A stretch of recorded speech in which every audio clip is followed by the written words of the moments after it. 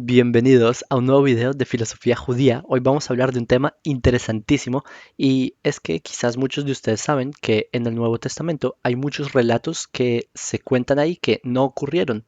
Son historias ficticias. Los evangelistas se inventaron eventos para así crear una narrativa y hacerle creer a las personas que son eventos de los testigos oculares y todo eso, pero son eventos inexistentes. Uno de esos tantos ejemplos está en Mateo capítulo 12, que esto de hecho también se menciona en Marcos 2, Lucas 6, y este evento es, les muestro en pantalla, les leo, Mateo 12. Cuenta que en aquel tiempo, supuestamente, iba Jesús por los sembrados, es decir, por los campos, en un día de reposo. Eso es en Shabbat, que es el día más sagrado para los judíos. Y sus discípulos tuvieron hambre y comenzaron a arrancar espigas y a comer. Y bueno, ahí continúa diciendo que llegaron los fariseos y vieron lo que estaba sucediendo y le dijeron a Jesús como, oye, ¿sabes que en Shabbat eso está prohibido? No se deben arrancar espigas en Shabbat. Y Jesús les empezó a decir, ¿qué acaso ustedes no saben lo que hizo David cuando tenía hambre, que fue a Nob? Y bueno, ahí está todo el relato, como supuestamente es un debate, entre comillas, entre Jesús y los fariseos acerca del Shabbat. Pero el tema es que este relato no ocurrió. No hay chance de que haya ocurrido. Y les voy a explicar por qué. Porque en la ley judía y los fariseos seguían esto, los fariseos no iban a los campos en Shabbat. Los fariseos estarían o en su casa o en la sinagoga o en la casa de estudio, no en los campos. Eso es algo extremadamente, tipo, no estarían en los sembrados, llamémoslo así. Esto es surrealista y hay citas de la Mishnah que dicen esto, que no se puede salir del, por eso se llama Trum Shabbat, que hay una zona en la que uno debe estar en Shabbat y no se debe salir a ello, la zona donde están los campos, los sembrados, eso es después del Eruv, ¿sí? Esto está en la Mishnah, en Eruvin capítulo 5, hay otras fuentes, pero el punto es que lo que pasó hace un par de días, y esto es más actualidad, es que yo saqué un video hablando de otro tema, no de este tema, pero yo mencioné este tema de forma tangencial. Em, y lo que ocurrió es que llegó un cristiano fanático de esos que tienen malas intenciones y hizo un video para supuestamente refutarme, para explicar cómo esa cita, que eso que yo digo de que es falso el relato, me equivoco. Pero vamos a ver, les voy a mostrar el video de esta persona. Bueno, o sea, este es un fragmento mío y luego él va a responder a mi fragmento. ¿Sí? Supuestamente para refutar. No tiene mucho que ver con el tema, pero este capítulo de Mateo es una invención total, es un relato fabricado, esto nunca ocurrió. Acá cuenta que los fariseos estaban en Shabbat, el día del sábado, en los campos. No tiene sentido, porque lo prohíbe, los fariseos no hacían eso. Esto está en la Mishnah, en el Tratado de Sotá, capítulo 5. No se podía Hay traspasar el muchas más Trum Shabbat. citas. No hay chance de que este relato sea real. Es un No hay, invento no hay que hizo el chance. Nuevo Testamento para tratar de hacer quedar mal a los fariseos, pero en fin. Es un invento de Mateo que los fariseos estén en el campo en el Shabbat, como afirma Jacob. No es de Mateo, pero El sí es un respetado invento. erudito bíblico William David, egresado de la Universidad de Cambridge con un doctorado en la Universidad de Gales, y uno de los Wow, wow, wow, un segundo, un doctorado en la Universidad de Gales. Quiero mostrarles quién era William Davis. Em, William Davis, este es su currículum. No digo que no era una persona estudiada, era una persona muy estudiada. Simplemente quiero mostrar el tema del doctorado en la Universidad de Gales. DD es doctorado en divinidades. Operis causa es no porque esta persona estudió, sino se lo dieron como un honorario, como un título de honor, ¿sí? Y su trasfondo es de teología, por teólogo y luego se volvió un clérigo, ministro, y por ser un clérigo y por sus acciones por la fe, ¿sí? Por difundir el cristianismo y la fe, etcétera, por operis causa, fue que le dieron el doctorado en divinidades. Así se llama, es un título honorario, no es porque tuvo estudios, no es un por esto. Paréntesis, no estoy diciendo que no tuvo estudios, porque esta persona tuvo estudios. Simplemente lo que estoy diciendo es que este cristiano es que como que nos dice, no, uno de los más grandes eruditos, William Davis, que tuvo un doctorado en la Universidad de Gales. No.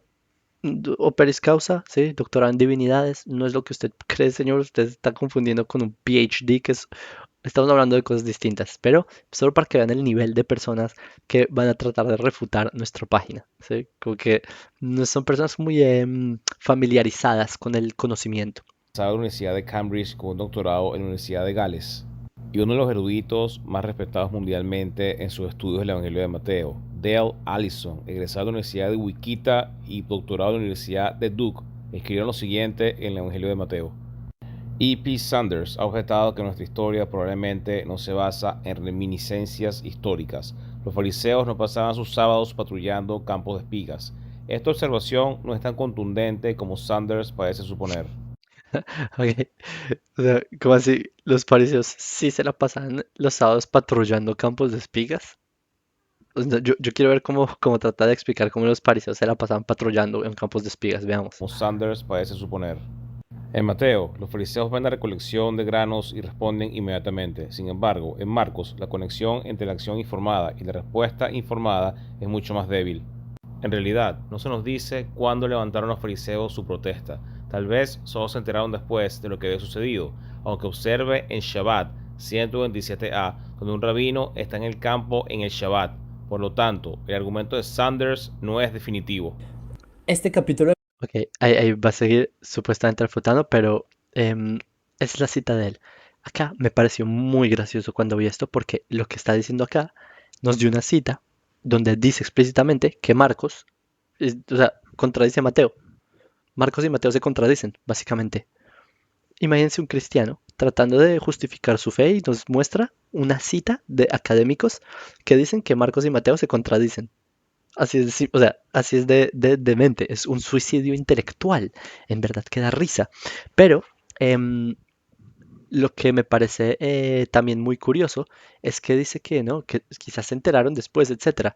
No, no es exacto, veamos lo que dice Mateo literalmente. Dice, es versículo 1 y 2, viéndolo los fariseos, o sea que ellos empezaron a arrancar espigas y a comérselas y los fariseos lo vieron, viendo todo lo que estaba ocurriendo. Entonces no fue que, no, quizás fue después, y, no sabemos, quizás Marcos contradice a Mateo, entonces quizás, señores, dice que lo vieron ya. Sí, acá el tema en cuestión es Mateo, dejen de buscar la quinta pata. Nosotros sabemos que William Davis, siendo él un clérigo totalmente confesional, obviamente va a tratar de esquivarlo de alguna manera, pero no. Acá dice, viéndolo, los vieron, ¿ok? Entonces que no nos traten de meter cuentos. Esto voy a mostrarles una representación gráfica de lo que acaba de pasar aquí. Este cristiano me trató, dice, voy a traer una cita de un académico para refutarlo. Marcos contradice a Mateo. Básicamente es lo que ocurrió. Marcos contradice a Mateo en la propia fuente que él nos da. Em, entonces, sigamos viendo. Pero primero me gustaría mostrarles a ustedes unas cuantas citas de académicos, ya que si él quiere traer académicos, con mucho gusto. Uno de los académicos más prestigiosos de la lengua que nosotros hablamos, español, em, Antonio Piñero. Abajo les dejo la fuente de cada una de estas citas. Em, Dice así, y esto es un análisis a Mateo 12, versículo 1. Dice que la narración está tomada de Marcos. Sí, o sea, veamos lo que él decía. Dice que no, que Mateo dice una cosa y Marcos dice otra cosa. Pues viene Antonio Piñero y dice, no señor, la cita está tomada de Marcos, pero aumentada. Es decir, Mateo tomó a Marcos y copió la historia y la aumentó. El relato es irreal. ¿Sí? Entonces esto no se lo inventó Jacob. Yo no me lo inventé. Yo cuando leí, como que en verdad es extraño que los fariseos hayan estado en los campos, me pareció extraño. Pero al ver que lo que dicen los académicos que están de acuerdo, que el relato es irreal, citó a al grupo de Jesús y luego a unos fariseos deambulando por los campos lejos de toda población, cosa que estaba absolutamente prohibida en sábado. Un escenario así no existía. Entonces acá vemos, o sea, si a él le gustan los académicos, pues vemos que los académicos piensan distinto. Pero a él le gustan es los teólogos, ¿no? Porque Davis es teólogo. Entonces veamos un teólogo. Nina Collins, nuevamente acá está la cita, los que quieran leer. Es un texto largo y se los voy a leer traducido, la traducción. Puse algunos puntos sobre esto. También si quieren ir leyendo mientras, puede que si están en teléfono puede que se vea pequeño, pero pueden hacer zoom. En todo caso, les leo acá, ¿sí? Les traduzco. Si entonces Jesús iba a declarar este argumento a los fariseos, paréntesis, antes de leer, lo que va a tratar de explicarnos acá Nina Collins es que esto es un relato fabricado y es totalmente improbable. Eso es como el autor simplemente está trayendo personajes para como que está fabricando la historia para que se acomode a la narrativa que él quiere decir. Entonces les leo. Si entonces Jesús iba a declarar este argumento a los fariseos, la dramatización del argumento significaba que era necesario que los fariseos observaran la violación del sábado por parte de los discípulos. O sea, el autor quiere que los fariseos vean cómo violan el Shabbat. ¿Sí? Porque nuevamente, lo de las espigas es violar Shabbat, es una violación de Shabbat. Em, los propios fariseos difícilmente violarían la ley judía. Eso está claro. Los fariseos, ¿sí? Que el máximo estándar de cumplir la ley. En la práctica, por tanto, era necesario que los ficticios fariseos y los ficticios discípulos hambrientos se reunieran el mismo día sábado. Es decir, son ficticios. El autor los tiene que reunir, tiene que inventárselos y ponerlos juntos. Los fariseos verían entonces la violación de la ley sabática por parte de los discípulos. Entonces, se lo comentarían a Jesús y provocarían su respuesta. Es decir, lo que está tratando de hacer el evangelista es que Jesús responda. ¿Se entiende? Como que guía un relato, se inventan los personajes, los pone juntos para que Jesús responda algo, para que Jesús tenga un argumento. Em, Así pues, como era improbable que los fariseos se encontraran el sábado en el mismo lugar que los discípulos a los que se necesitaba para violar la ley del sábado, habría que sacar a los fariseos de sus lugares habituales del sábado y representarlos allí donde tuviera lugar la violación del sábado por parte de los discípulos. Es decir, este no es el hábitat ni el nicho donde estaban los fariseos en Shabbat. Tuvieron que fabricarlos, sacarlos de su nicho y ponerlos ahí. El lugar elegido fueron los campos de Galilea, la región donde vivió Jesús, lo que da realismo al relato. Estoy acá, ¿sí? Realism to the tale. Es decir, tuvieron que hacer también la escenografía y donde los ficticios discípulos hambrientos de Jesús podían violar el Shabbat arrancando y cosechando así el grano en crecimiento, una grave violación de Shabbat, a serious Sabbath violation, que luego podrían comer ficticiamente para salvar sus vidas. ¿Se me entienden? O sea, todo es ficticio. Este argumento tiene en cuenta el hecho de que los fariseos de la historia en la Galilea deambulaban por los campos galileos en sábado y no quizás en una sinagoga o una casa de estudio. ¿Se me entiende la improbabilidad? Donde era más probable encontrarlos. La afirmación de que los fariseos deambulaban por los campos en lugar de una sinagoga o casa de estudio, un lugar más adecuado para el día de reposo, ha suscitado, de hecho, las dudas de algunos de los comentaristas sobre la historicidad del relato. Em, entonces, si quería un teólogo diciendo lo contrario, pues acá nos explican punto a punto de cómo no hay chance. ¿Sí? Esto no, nuevamente, no lo digo yo, lo dice personas como Antonio Piñero, Nina Collins.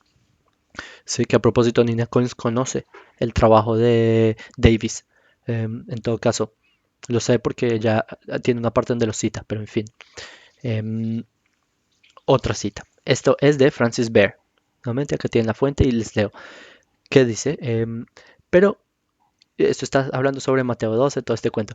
Pero ¿cómo se explica la presencia de los fariseos, ¿sí? En esta escena? Debemos suponer que acompañaban a los discípulos en sus paseos sabáticos vespertinos, como está siendo un poco irónico, como práctica habitual, o que algunos de ellos pasaban por casualidad por los mismos campos que los discípulos estaban recogiendo el grano. No, como dice Lon Meyer, no debemos preguntarnos de dónde han salido los fariseos, o sea, como entiendan, esto no es un relato real, ni se pregunten porque no tiene sentido. Su presencia es tan inesperada como la de los escandalizados escribas en la abarrotada casa de Cafarnaún. Eso es otro evento también fabricado, pero en fin, donde Jesús cura un paralítico, Marcos 2.6. Son maniquíes. They are lay figures, traídos para expresar la crítica a la que Jesús responderá. Son maniquíes, son figuras postizas. Los fariseos simplemente son una creación literaria del evangelista para que Jesús tenga un argumento, para que responda algo, para que le pongan palabras. Entonces, si estas citas quizás es suficiente, pues le voy a dar una más de bonus. Acá tienen la de Benjamin Bacon y dice lo siguiente. A propósito, acá, este es un texto muy interesante, The Redaction of Matthew 12, explica cómo se redactó este capítulo y trae distintos manuscritos, compara, de hecho acá habla sobre, acá hay una interpolación, acá muestra cómo simplemente interpolan un texto, en fin, o sea que se inserta un texto que no estaba en el original y les leo.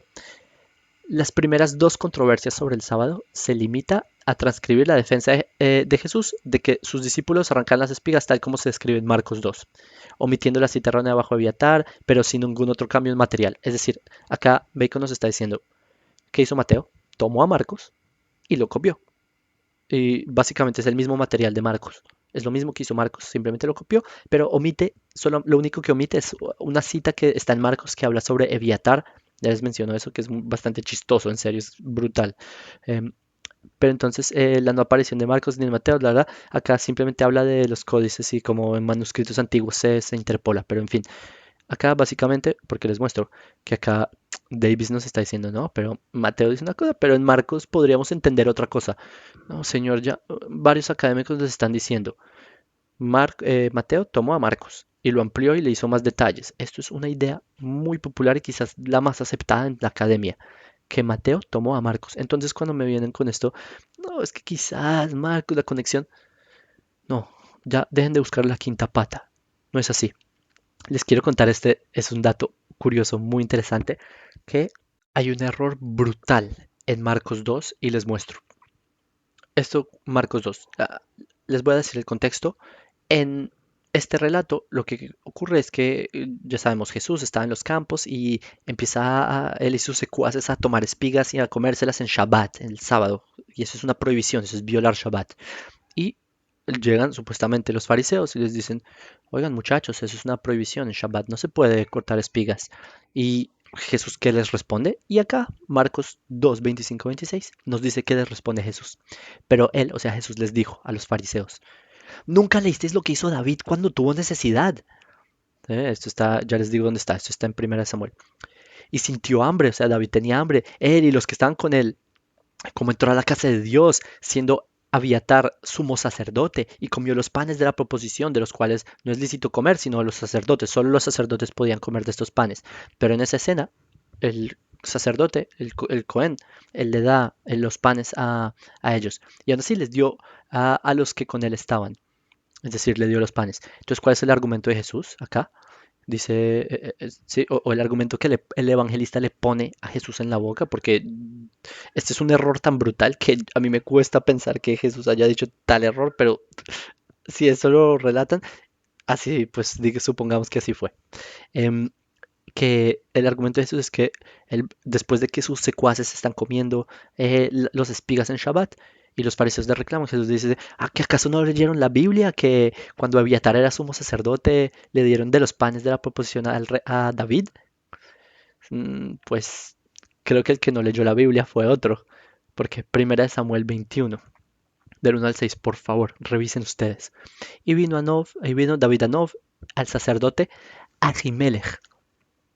Ahimelech era el sacerdote. Él era el sumo sacerdote. Eviatar era su hijo y él aún no era sumo sacerdote, sino que era Ahimelech. Pero acá Jesús, según él, siendo Eviatar sumo sacerdote. No, Eviatar no era el sumo sacerdote. Me acuerdo, señores, cuando yo leí este texto y leí esto, siendo Eviatar sumo sacerdote, yo me quedé pensando, hey, acá hay algo que no encaja. ¿Cómo pudo ser Eviatar? O sea, ¿me entienden? Él era el hijo de Ahimelech.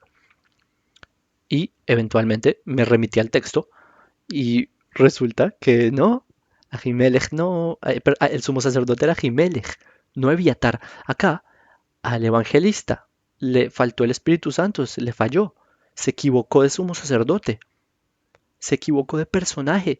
Entonces le está reclamando a los fariseos, ¿nunca leísteis lo que hizo David cuando había otro sumo sacerdote que no está escrito en el relato? Señores, que no leyó fue otro. Es un error brutal, es un error fatal. Em, pero bueno, ya sabemos, de estos errores en el Nuevo Testamento abundan. Continuemos viendo el video de esta persona, que acá también vamos a analizar esto, que en Shabbat 127a hay un rabino supuestamente que está en el campo en Shabbat. Ya vamos a hablar de eso, no es para nada exacto. Em, pero en todo caso, veamos cómo continúa el video, que espero que esta cantidad de citas de académicos le haya mostrado que no es tan así como esta persona cree, ¿sí? En todo caso. Este capítulo de Mateo es una invención total, es un relato fabricado, esto nunca ocurrió. Acá cuenta que los fariseos estaban en Shabbat, el día del sábado, en los campos No tiene sentido, En porque la ley judía, en el Talmud, en Shabbat 127a, nos dice, con respecto al grano apilado, si uno ha comenzado a tomar grano del montón en la víspera del Shabbat, está permitido satisfacer sus necesidades en Shabbat. El texto concluye en este párrafo diciendo que Rabbi Shimon permite hacerlo en cualquier caso. Luego el Ok, quiero detenerme en esto, ¿sí? Esta es la cita que él trae. Nada que ver con el tema. Esto no viene al caso. Esto obviamente es una traducción que yo no sé cómo la hizo, con Google Translate o algo así. Mm, o sea, pero en todo caso, esta cita no viene al caso. Primero porque acá está hablando de la víspera de Shabbat, ¿sí? Que el trabajo se empezó en la víspera de Shabbat, mientras que Jesús y sus secuaces estaban violando Shabbat, en Shabbat. Em, uno. Dos, acá no habla de arrancar espigas, acá habla de grano apilado. Ya vamos a ver la cita puntualmente como dice. Acá, grano apilado es que ya está hecho el grano, o sea, ya fue arrancado, ya fue separado, ¿sí? Eso es lo que se llama trilla, ¿sí? Para separar el grano, nada que ver, y les voy a mostrar la cita. Shabbat 127a. Se dice, Tanu Rabbanan, tvua tzvura, tvua tzvura. Los sabios enseñaron con respecto al grano apilado. Tvua tzvura, acuérdense de eso, tvua tzvura, porque lo vamos a hablar más adelante. Si uno ha comenzado a tomar el grano en la víspera de Shabbat, es decir, si ya está todo, ya fue recogido, entonces a tomar el grano es a cuando ya está almacenado, a moverlo, a transportarlo. Está permitido satisfacer sus necesidades en Shabbat, porque uno pensaría que ya no se puede mover como digamos los barriles o las canastas, pero sí se puede. Siempre y cuando haya empezado antes de Shabbat y se hace para que no, digamos, lleguen animales y se coman esto, entonces sí, para que no haya pérdida. En todo caso, esto es lo que analiza qué es Tfuatzvugá. Veamos lo que explica Rashi, que nuevamente esta persona omite Rashi, esta persona no muestra. Hay veces él muestra Rashi cuando le conviene, hay veces cuando no le conviene no lo muestra. Veamos qué dice Rashi, Tfuatzvugá, ¿qué es Tfuatzvugá? Dice, es evidente que está destinado para el depósito, es cuando ya está listo, simplemente hay que depositarlo, ¿sí? No es cuando antes de cortar, no. Cuando ya está cortado, ya está separado y simplemente lo que falta es depositarlo. Eso es lo que se está discutiendo acá. No está hablando de el caso que está hablando en los evangelios donde ellos arrancaron las espigas. Y nuevamente, ellos arrancaron las espigas. Les muestro puntualmente cómo dice.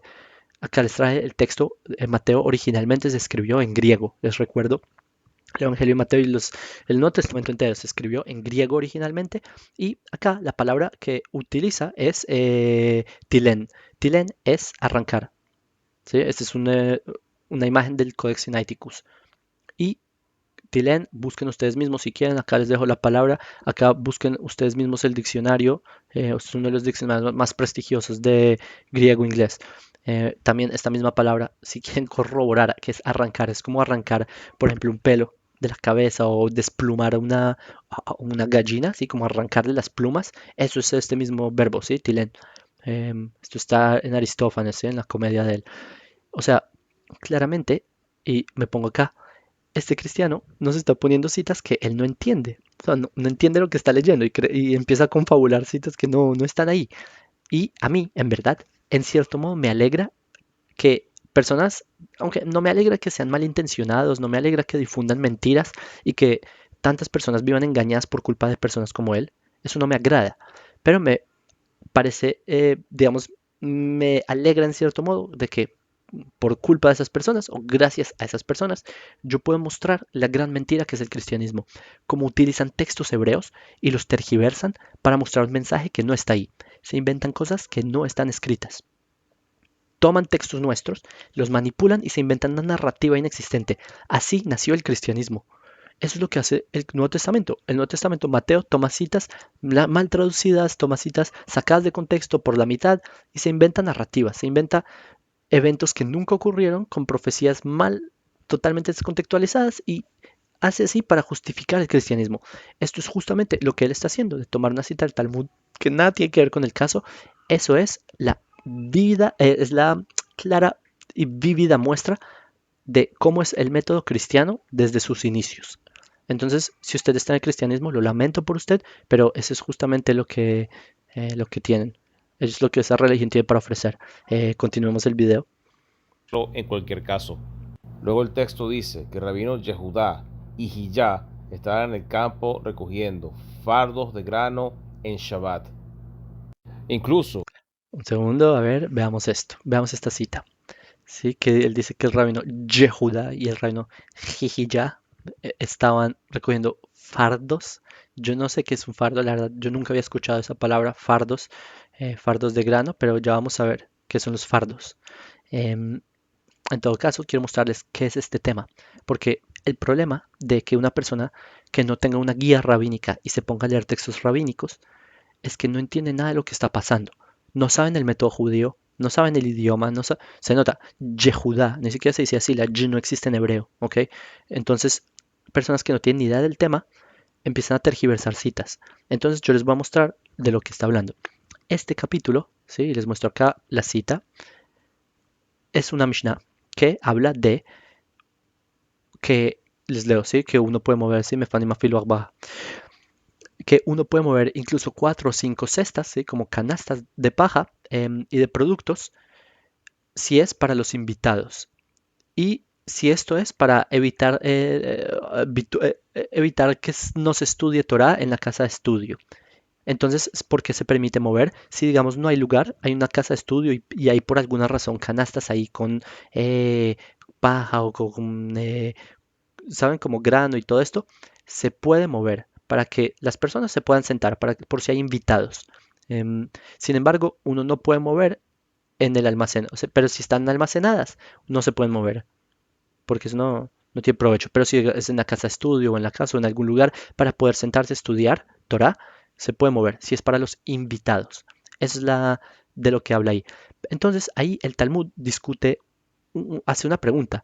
Si esto, todo este tema de mover canastas en Shabbat, porque uno pensaría que quizás no se puede en Shabbat, pero se puede, si es para invitados. Entonces el Talmud pregunta, pero ¿cómo así mover 4 o 5 canastas? ¿Esto es un número como fijo o depende del número de invitados? ¿Y quién lo mueve? ¿Los invitados lo mueven o cada persona por sí misma lo mueve? ¿Cómo? Entonces aquí el Talmud empieza a desarrollar todo este tema y ahora, ¿qué son fardos? Em, no lo sé, pero la palabra ahí es esto, Omarim. Esto es Omarim, ¿dónde estoy? Acá. Omarim, lo que no sé por qué a él le sale fardos, yo no sé qué. ¿Sí? Esto es gavillas. Esto es en un idioma, digamos, más común, se le conoce como gavillas. Son omarim. Que esto es cuando ya está cortado, ya está amarrado y ya está listo. Simplemente es algo almacenable. Eso es lo que se refiere. Caso opuesto de lo de Jesús. Jesús y su pandilla y su gente simplemente arrancaron en Shabbat. Eso es la violación de Shabbat. Esto es cuando ya está listo. En todo caso, y a propósito, pueden ver ustedes Omarim, Omer en singular, Omarim en plural, ¿sí? Cuando sigues tú mies en tu campo y olvides alguna gavilla, es decir, ya está cegada. Un Omer es cuando ya se cegó, ¿sí? No puedes recogerla porque eso es para el extranjero, el huérfano, no, la viuda. O por ejemplo en Ruth, que Ruth le dice, te dejo que me dejes recoger y juntarlos tras los segadores entre las gavillas, ¿sí? Asafti Baomarim, es decir, cuando ya se cegó, eso es el Omer, es el caso opuesto al de Jesús. Em, ¿Y qué significa Imer? Porque el argumento de él es que, no, miren, acá vemos un caso que estaban, fueron al campo, supuestamente acá, sí, el campo, según él, lleno de fardos, o sea, las gavillas, los omarim, y el rabino Hilla, él quitó los fardos. ¿Pero qué es quitó? De Eimer, ahí no dice quitó, es la palabra Imer. ¿Qué es la palabra Imer? Veamos lo que dice Rashi. Y esto es a propósito, algo que me parece muy curioso es que esta persona, él hay veces cita a Rashi cuando le conviene y cuando no le conviene no cita a Rashi. ¿Qué es Imer? Quitó las gavillas y es un carmelit. ¿Sí? De carmelit he. Y ese es el caso si hay menos de 4 codos. ¿Qué es un carmelit? Señores, les explico. Está la ciudad y están los campos donde se siembra, etcétera. Pero carmelit es un espacio donde está permitido estar en Shabbat. No es precisamente en los campos de las siembras y eso. Carmelit es una zona que está dentro de los límites de Shabbat que se puede, que no son los campos de las siembras, ¿sí? No es la zona así exterior a la ciudad. Eso es el Carmelit. Y acá se menciona, nuevamente, esta cita, dice Weimer, que esto es en el Carmelit, lo explican los detalles de la historia, que esto no es que estaban en el campo como Jesús allá violando Shabbat, traspasando y que los fariseos nunca iban a estar allá en verdad. Los fariseos no se iban a ir hasta los campos en Shabbat, y mucho menos los fariseos iban a ir hasta la Galilea, a los campos de la Galilea. O sea, totalmente surrealista ese relato. Y eso está en el Carmelit. O sea, el argumento de él es el siguiente. No, es que hay una cita en el Talmud, en Shabbat 127a, donde menciona al Rabbi Yehudá y el Rabbi Hillá, que estaban en los campos recolectando fardos, y eso, recolectaron los fardos de grano. No, estaban en la zona Carmelit, que no son por los campos, uno. Dos, ya estaban recolectados. Eso es cuando están los omarim, es cuando ya es un tallo de trigos y ya están amarrados y ya fueron cortados. Y lo hicieron, simplemente los movieron para que se pudieran sentar las personas. ¿Sí? Nada que ver. Lo hacen para que las personas puedan sentarse a estudiar Torah. Todo lo opuesto al relato de Jesús. Entonces podríamos decir, no, pero quizás Jesús está en el Carmelit, ¿verdad? No, Jesús no está en el Carmelit. Esto les muestro nuevamente. Mateo fue escrito en griego.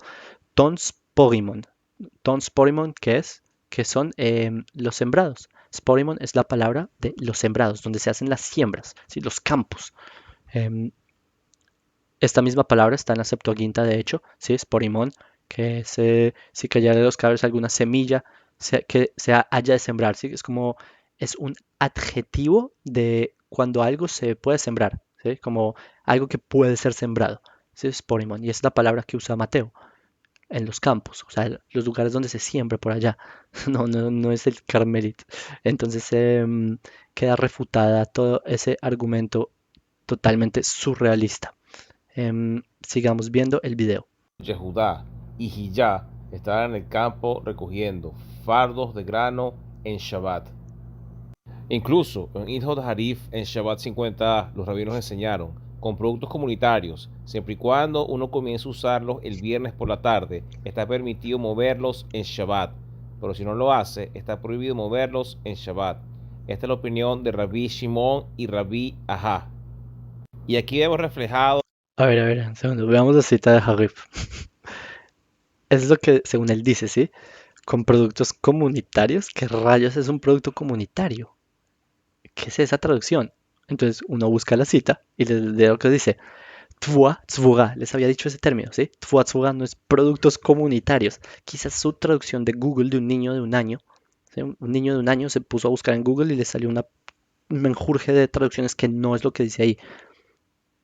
Quizás por la palabra tzibur. Tzibur es público. Y tzibura quizás es su público. Pero acá es tzvura, de la palabra litzbor, como recolectado. Tvua tzvura, grano acumulado. Ya dijimos qué es esto, ya explicamos el Rashi sobre qué es tvua tzvura. Entonces, primero su traducción está pésima y por eso es que él no entiende. Y aún su pésima traducción él no la entiende. Aún lo que él tiene en el texto no lo entiende. Acá dice, les leo el J. Rif Shabbat, la cita que él trae, pero bien traducida, ¿sí?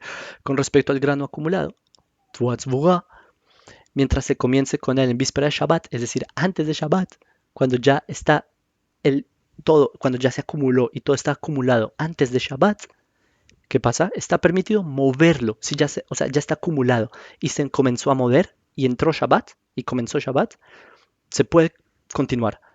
Pero si no, o sea, si no está haciéndolo antes de Shabbat, está prohibido moverlo. O sea, si no empezó a transportar las canastas, así como todo el grano recolectado, si no empezó antes de Shabbat, está prohibido. Esas son las palabras de Rabbi Shimon. Eso es de lo que habla el texto. Esta persona no entendió nada, obviamente no tiene una guía rabínica, simplemente es un cristiano malintencionado, ultra fanático, que simplemente tiene malas intenciones, manipula citas, las manipula, porque si no las entiende, no tiene ningún sentido que trate de explicar algo que ni siquiera él sabe no puede corroborar si está bien o mal, nada. Y por eso, señores, yo quiero empezar a concluir este video con una serie de conclusiones. Lo primero es que personas así, con malas intenciones, cristianos así, no entienden lo que lee. O sea, tiene una venda en los ojos, no entiendo. O simplemente es iletrado, quizás, no lo sé. Dos, lo que nos da las citas que él nos trajo, ¿sí? De los académicos, ¿sí? se trata de personas que tienen títulos honoríficos en divinidades, ¿sí? Teología, clérigos, que no digo que no sean estudiados, pero si lo que los sorprende es un título por ser clérigo, pues ese es el nivel del que estamos hablando. Entonces, lo que irónicamente pasó es que él nos mostró una cita en donde muestra, o digamos, cita nos muestra que los evangelios se contradicen, es decir, se suicidó intelectualmente. Este cristiano hizo un suicidio intelectual, ya lo hablamos. Tercera conclusión, nosotros mostramos fuentes de varios académicos que concuerdan con la idea de que Mateo 12 es un cuento fabricado, no ocurrió. Cuarto, él, para justificar, dice, no, está escrito en el Talmud, en Shabbat 127a. Entonces, él trae una cita, pero malintencionadamente él no muestra los detalles, no muestra lo que dice Rashi, no muestra que se está hablando de una zona que no son los campos, sino que es el Carmelit, nada que ver, no están recolectando, no están arrancando, sino que están, o sea, no están cegando, ni no están violando Shabbat, sino que ya está recolectado, incluso se habla de casos que ya está separado el grano, nada que ver. 5. Se ve que sus traducciones están mal hechas, ¿sí? ¿Cómo es lo que él pone? Em, productos comunitarios. Con productos comunitarios. ¿Qué es eso? ¿Como los servicios? ¿Como las cabinas de teléfono en la calle? ¿Qué son? No, Fuatzbuga. Vemos que su traducción es de un niño de un año con Google Translate, un niño de preescolar que no sabe traducir. 6. La sexta conclusión es que aún sus propias traducciones él no las entiende. Aún las malas no las entiende. 7. Nosotros lo que hicimos en este video demostramos como, uno, este relato es fabricado y dos, simplemente manipulan las citas, como eso es el método del cristianismo, manipular citas hebreas es algo que han hecho históricamente para tratar de enmendar sus falencias teológicas. Y la última conclusión es, y eso es lo que yo me atrevo a afirmar, es que si Jesús en verdad hubiera debatido con los fariseos, porque ya vimos que es un relato, Jesús no debatió con los fariseos ahí, pienso que si Jesús hubiera debatido con los fariseos, lo hubieran refutado. ¿Por qué? Porque eso es justamente lo que pasó. Refutaron a Jesús. Por eso no se consideró el Mashiach. Nadie lo consideró Mesías, justamente por eso. Después, paganos grecorromanos que ni siquiera tenían la mínima idea de que era un Mesías, ellos sí se comieron el cuento de que era un Mesías. Personas que ni lo conocieron, como Pablo, que tuvo una alucinación allá, que se cayó de un caballo, ataque epiléptico y se imaginó a Jesús. Personas como él, se comieron el cuento. Personas de Tarso, ¿sí? Ciudades helenizadas, nada que ver. Las personas que sabían de Torah lo refutaron. Seguramente en su tiempo lo refutaron, no lo consideran Mesías. Fin de la historia, se acabó. Entonces espero que hayan aprendido que, señores, lean con mucha crítica. Por eso es muy importante saber Tanaj, como ese error que está en Marcos de que Eviatar era el sumo sacerdote cuando fue lo del Nov, cuando el rey Shaul fue a Nov. No, no, no, no. Señores, esto por eso hay que saber Tanaj, ¿ok? Espero que hayan aprendido un poco. Para próximos videos daremos más detalles de otros temas así. Coméntenos qué les pareció, compartan para personas que necesitan saber la verdad y Besrat Hashem, que las personas cumplan las leyes no ágidas y hagan de este mundo un lugar mejor.